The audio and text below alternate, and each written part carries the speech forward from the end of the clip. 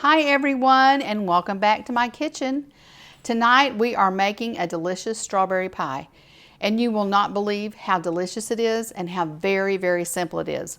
I'm sure most of y'all have a recipe similar to this in your arsenal, but it is delicious and it is simple.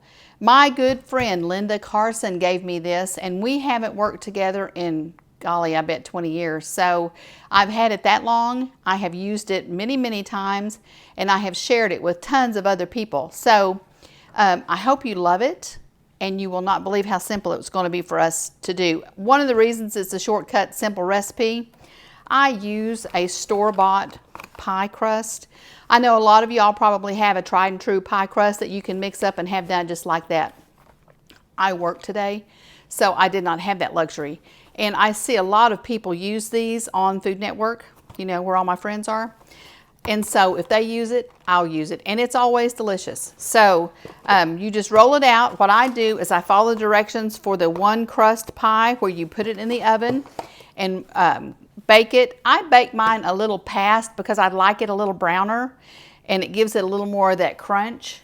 But be sure, what I use are beans.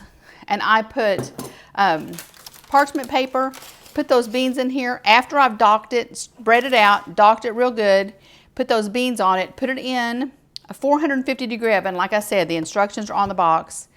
You'll cook it for 12 minutes and then let it cool. This one has been sitting out for a long time, so it's nice and cool. So that part's done. Then I have 4 cups of strawberries. And right now, strawberries are just gorgeous. So I just hull the strawberries, and I have this really nifty little huller. I know a lot of people use a knife, which is fine, or other ways to do it, but I just thought this was cute. And it just pulls that cap right off. All I'm going to do at that point is slice these berries up. And like I said, it's 4 cups. Then we're going to move over to my little stewer that's on the stove. Now those are ready, and we're just about ready for them. But this is, let me tell you, so let me put my glasses on so I can tell you exactly. It is 1½ cups of water, 3/4 of a cup of sugar, and 2 tablespoons of cornstarch. And I just use our good old Argo cornstarch. That's what we use and have used my whole life. You let this come to a boil, and then you boil it for 2 minutes.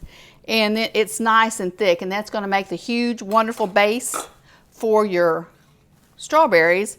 But then I'm going to add Jell-O. And I just get the sugar-free.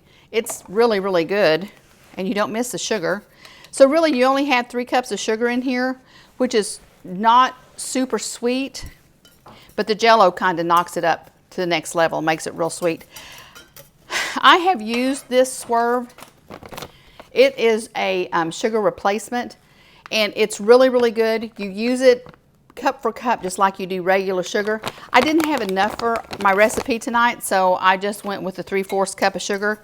But if you see that, I have found it at Harps, or I don't know that I've seen it at Walmart, but I may not have actually looked real closely for it. I'm sure it's there.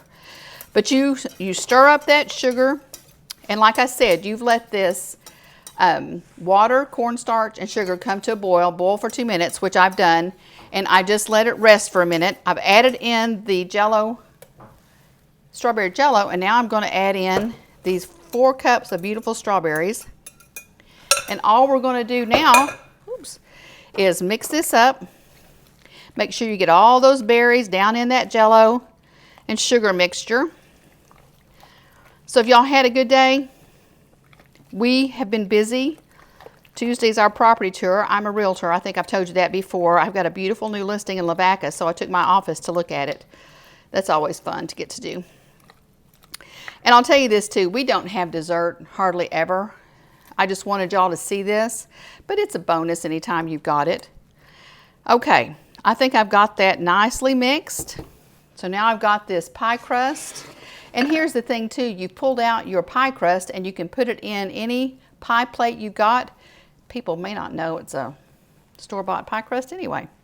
So I take this, all I'm going to do at this point is pour it into this crust, and guys and gals, That's basically it.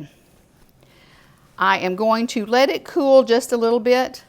When I feel like my refrigerator can handle it, I will put this in the refrigerator and let it cool. Probably best if you can give it a couple of hours before you serve it. It'll set up perfectly. That Jell-O will keep it nice and firm, as well as that cornstarch. Just firms it right up. It's delicious. I slice it up, serve it with a little bit of whipped topping on it. It's delicious. And you see how long it took us to make it. It's perfect. I hope you enjoy it.